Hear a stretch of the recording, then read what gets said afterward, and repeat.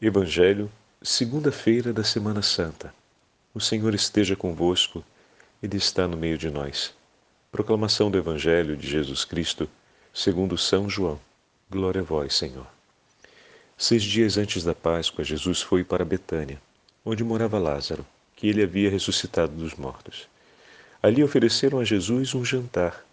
Marta servia e Lázaro era um dos que estavam à mesa com ele.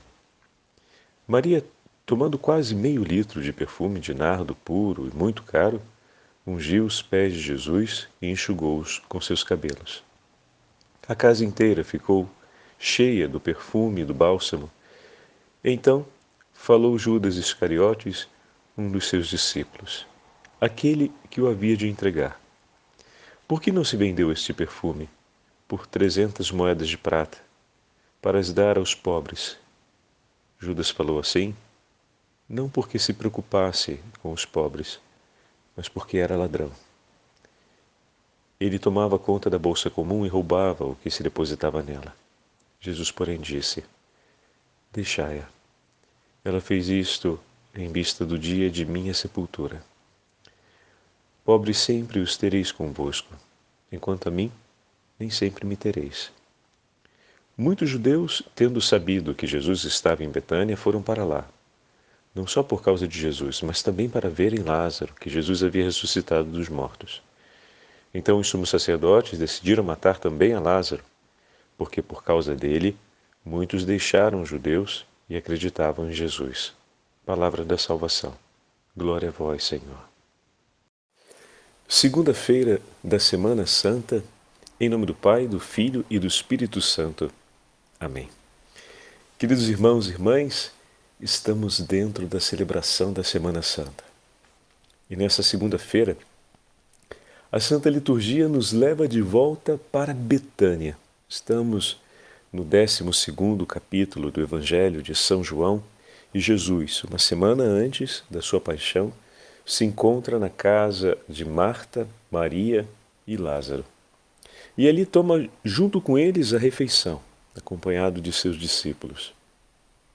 Toda a narrativa do texto de João, ela tem um caráter descritivo muito forte. Como sabemos que o discípulo, ao escrever, não desperdiçava palavras, cada uma das partes narradas por São João tem um significado muito relevante para nós.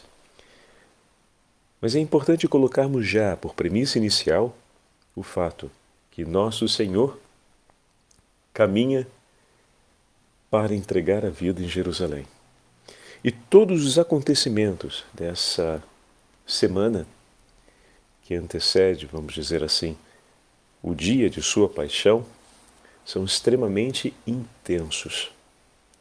E isso tudo acontece quando os judeus já haviam tramado a morte de Jesus e ele se afastara da cidade de Jerusalém, permanecendo nas redondezas, a fim de que se completasse o tempo. O que significa dizer que o Senhor está no controle de todas as coisas. Ao mesmo tempo que a maldade, a perversão, o ódio dos inimigos de Deus cresce, esperando aquele momento para vir contra ele, a soberania de Deus permanece a mesma. Não vos espanteis, nem vos agitais, se o mal à vossa volta cresce. E se parece por um instante que as forças infernais demonstram ter um poder de orquestração maior do que aquilo que já demonstraram antes. Porque o vosso Senhor continua sendo e é soberano sobre todas as coisas. O tempo e a história está em suas mãos e o inimigo infernal debaixo de seus pés. O triunfo absoluto está por começar. O inimigo se agita, porque quer arrancar o máximo possível as almas de junto de nosso Senhor. Mas vejam o que acontece ali naquele momento. Muitos judeus vieram de Jerusalém para visitar Jesus, mas eram mais interessados em ver Lázaro. Sabemos que muitas vezes a curiosidade acaba precedendo a intenção de fé e pode levar, inclusive, à dispersão da fé. Isso nós sabemos, né? Já tivemos oportunidade de falar em alguns momentos. Mas João não deixa o equívoco acontecer, ou melhor, a dúvida pairar. Aqueles que vinham para ver o milagre, Lázaro ressuscitado, e acreditavam em Jesus. Vocês lembram agora a palavra que nós ouvimos essa semana que passou? Se não acreditais nas palavras que eu digo, acreditais ao menos nos gestos que eu cumpro. Olha aí, exatamente, João fazendo uma conexão para a gente perceber que aquilo que o Senhor disse aconteceu. E ao mesmo tempo, a gente compreende aqui quão grande era de fato, ou quão intensa, melhor dizendo, era de fato a dureza daqueles corações que falavam com Jesus naquela hora, ou melhor, com quem Jesus falava naquela hora, os interlocutores dele naquele momento, que eram os fariseus e os mestres da lei, que não acreditavam nas obras, não acreditavam nas palavras do Senhor e tramaram a sua morte. Então o divisor de águas está estabelecido. Mas ao mesmo tempo o Evangelho hoje nos confirma uma verdade. Olhando os sinais e os gestos cumpridos pelo Senhor, em outras palavras, atenção agora, meu irmão, olhando os milagres realizados pelo Senhor, muitos acreditarão na sua palavra e abraçarão a fé. Você e eu, nós somos um milagre de Cristo. Lázaro foi ressuscitado no corpo. Ele que estava há 4 dias morto no túmulo. Mas eu e você já fomos ressuscitados diversas vezes pelo poder de Deus da nossa morte espiritual, pois estávamos mortos pelo pecado e o Senhor nos perdoou. E realizou dessa forma um grande milagre, pois converteu o nosso coração, orientado e comprometido ao pecado, e nos trouxe de volta para a vida. Eu e você já fomos e somos, cada vez que o Senhor nos perdoa e nos abençoa, causa de alegria nos céus, porque há mais alegria nos céus por um pecador que se converte do que por 99 justos que não precisam de conversão. Cada vez que um passo de conversão, cada vez que você for ao sacramento da confissão, não se esqueça que o céu inteiro se alegra por você naquele momento. Pois o teu Senhor derramou o seu sangue na cruz para a sua conversão, para a minha conversão, para que nós sejamos libertos das cadeias do pecado, para que nós vivamos na liberdade dos filhos de Deus, para que nós possamos seguir os seus passos, para que nós também possamos, como a Virgem Maria, entregar a nossa vida, como o Senhor a entregou, nas mãos do Pai para viver a sua vontade, para cumprir em obediência a vontade de Deus. E aqui, nessa verdade, o discípulo e o mestre estarão juntos, unidos. Por isso, a sorte que espera o mestre não é diferente da sorte que toca aos seus discípulos. Essa é uma expressão, né, que a gente usa. Então, assim como quiseram matar Jesus, também quiseram matar Lázaro. Por quê? Porque Lázaro era o testemunho vivente da vida de Deus que estava em Cristo. De maneira que quando o Senhor morrer e ressuscitar e seguir para sentar-se à direita do Pai, Lázaro permanece no meio dos homens como testemunho do poder e da vida de Cristo. Assim como eu e você, cada vez que saímos do confessionário, permanecemos no mundo como testemunho do poder de Cristo, que ali se sentou por mim, para me dar da sua vida. Mas no mundo também vamos arrastar o testemunho de morte, porque, como já falamos várias vezes, se não pela pureza, pela penitência, devemos trilhar o caminho da santidade. E nem sempre cuidamos do dom recebido e voltamos de novo a perdê-lo. E o Senhor outra vez nos busca e nos perdoa. Aliás, ontem participamos do Domingo de Ramos e muitas pessoas levaram para casa o raminho abençoado.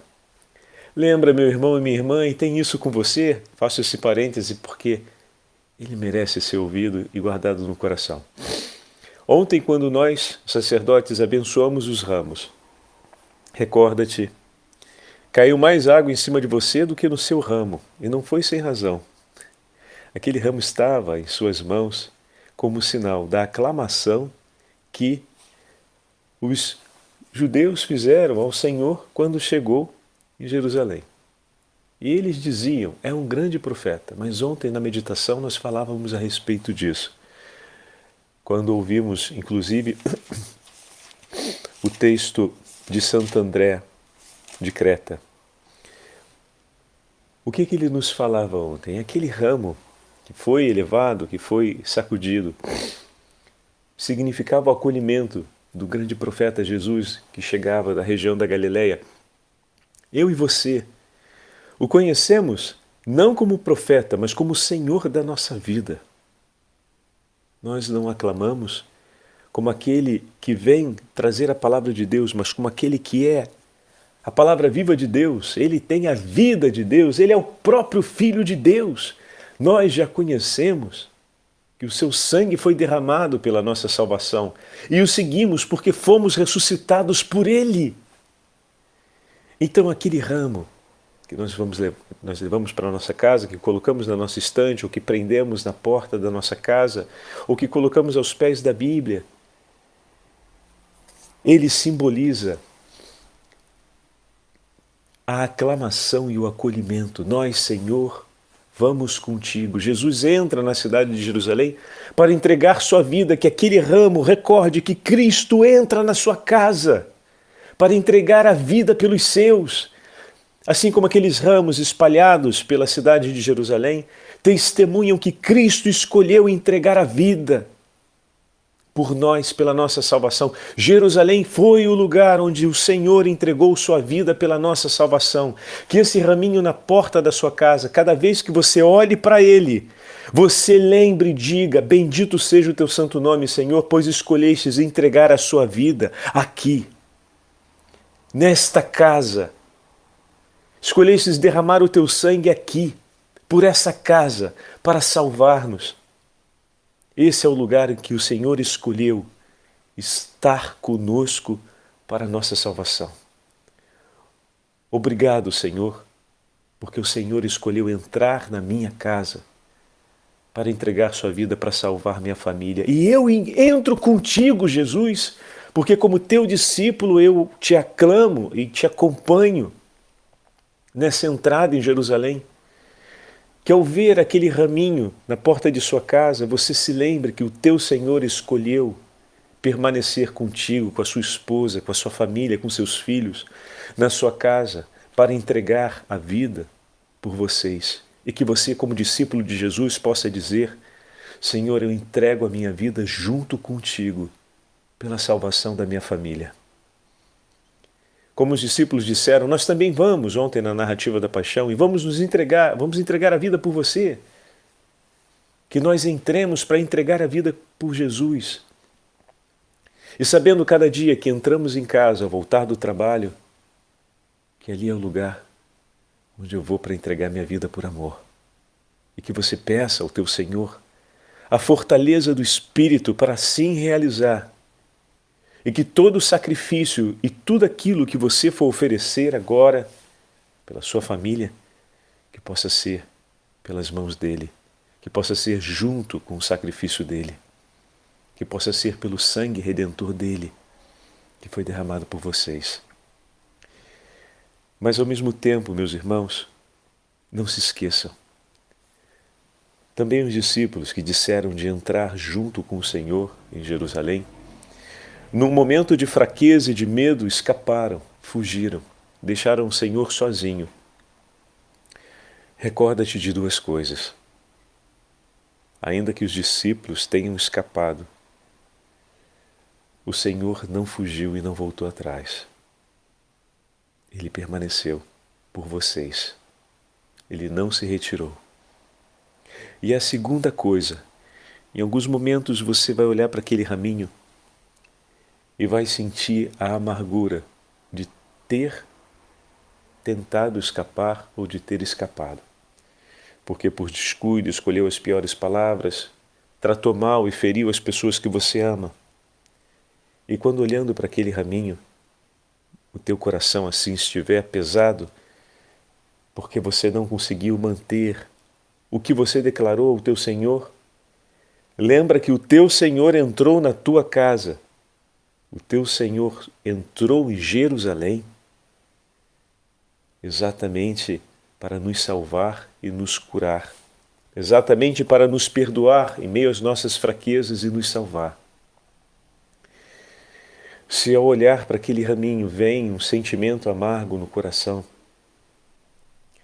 a amargura vem porque, apesar do pecado, você não se esqueceu do amor que sente e da promessa que Deus fez. Alegra-te porque, para além do seu pecado, mais forte está sendo o poder de Deus para recordar aquilo que é dele e mover o teu coração na direção da contrição e do arrependimento. Naquele momento, o raminho vai te fazer recordar Pedro e que você não esqueça que o Senhor está em Jerusalém para rezar por você. O seu sangue está sendo derramado por você e que o olhar dele te encontra nessa hora, para que você possa dizer a ele: meu Senhor, perdoa-me. Eu quero estar contigo. Eu fui fraco, mas eu peço, dai-me a força pela graça do teu perdão. E o teu Senhor que te ama te perdoará, pois Ele quer você com Ele.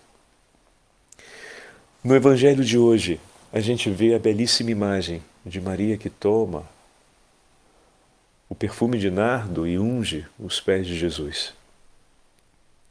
E Maria e Jesus se tornam praticamente um cheiro só, né? Vamos falar assim.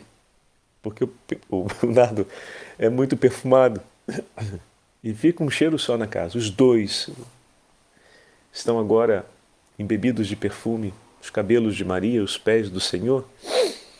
A imagem da esposa e do esposo do livro do Cântico dos Cânticos.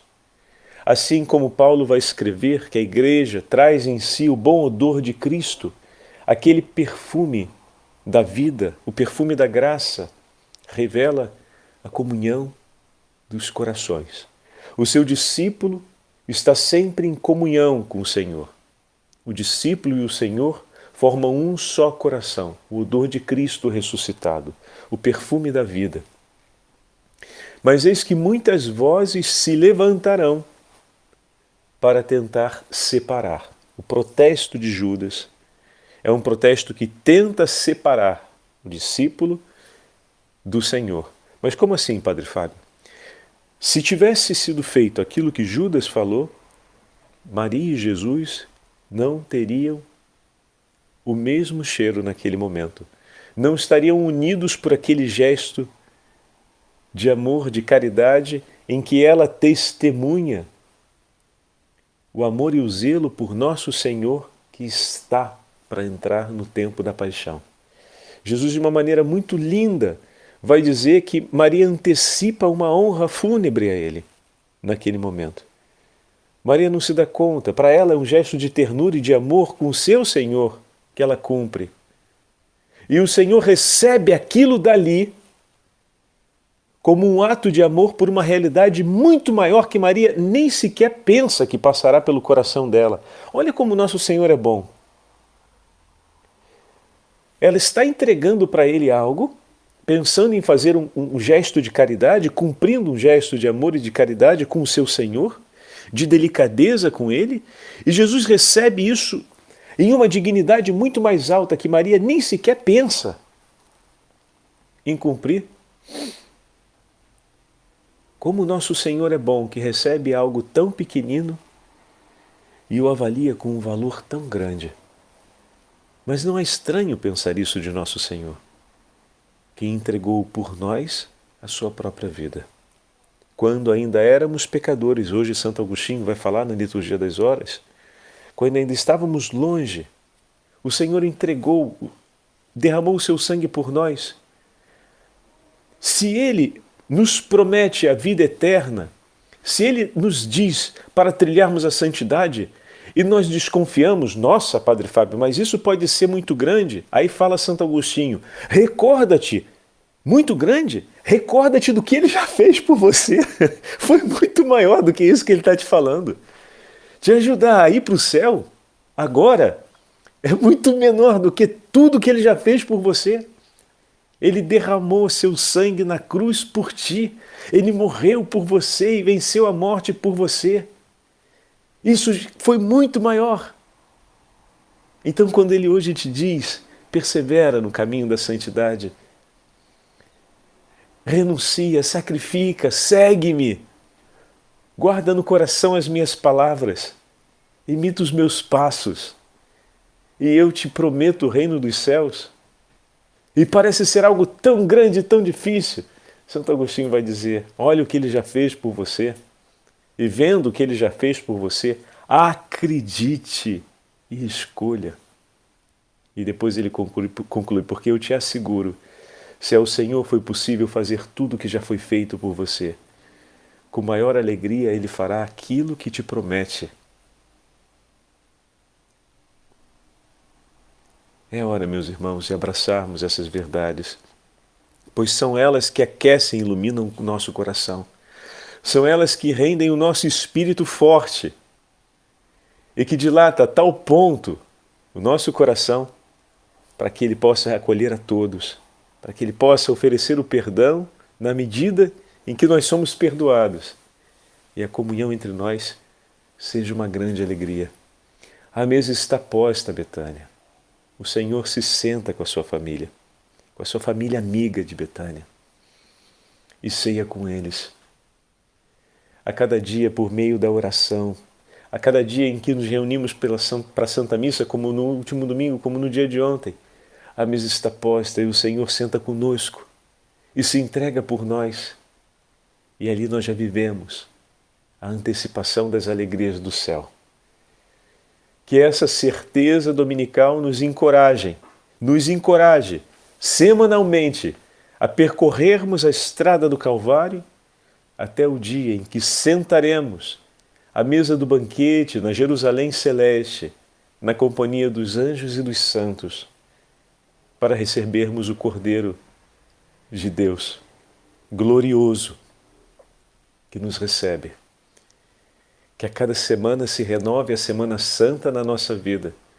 Que a cada semana nós possamos recordar essa página de Betânia, em que o Senhor conosco se entrega por amor, em que nós celebramos esse memorial de Maria, em que nos unimos de tal forma ao Senhor que passamos a ter o bom odor de Cristo ressuscitado, da vida que tem dele, da vida que vem dele, e nós possamos voltar a entregar e a acompanhá-lo no itinerário de sua paixão, para entregarmos a nossa vida com ele e nos reunirmos no banquete celestial para a honra e glória do seu santo nome. O Senhor esteja convosco, Ele está no meio de nós. Pela intercessão da Beatíssima Virgem Maria, pela intercessão de Santa Marta, Santa Maria e São Lázaro, abençoe-vos o Deus Todo-Poderoso, Pai, Filho, Espírito Santo. Amém.